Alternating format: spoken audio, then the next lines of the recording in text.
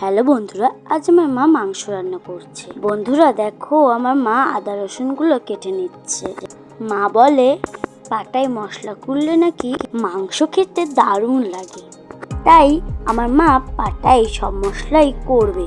তার জন্য আদা রসুন পেঁয়াজ কেটে নিচ্ছে। আজ দুপুরে পেট ভরে ভাত খাবো। বন্ধুরা, আমার মার পেঁয়াজ কাটা হয়ে গেছে। এখন আমার মা আদা রসুন সব বেটে নিচ্ছে।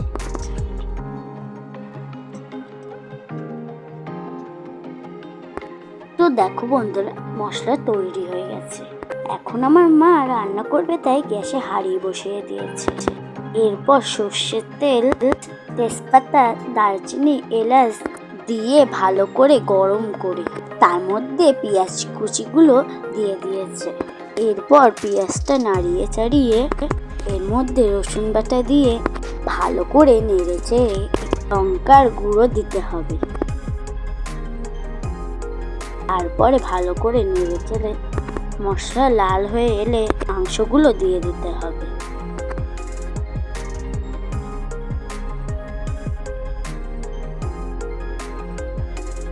এবার মাংসের ভেতর নুন দিয়ে ভালো করে নাড়াচাড়া করে নিতে হবে।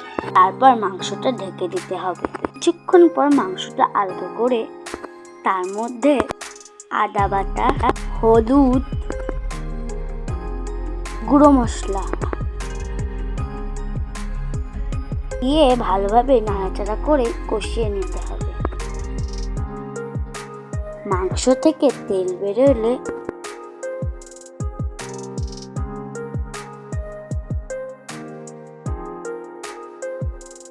তাতে জল দিয়ে দিতে হবে। এইভাবে ভালো করে মাংসটা কষিয়ে নিতে হবে।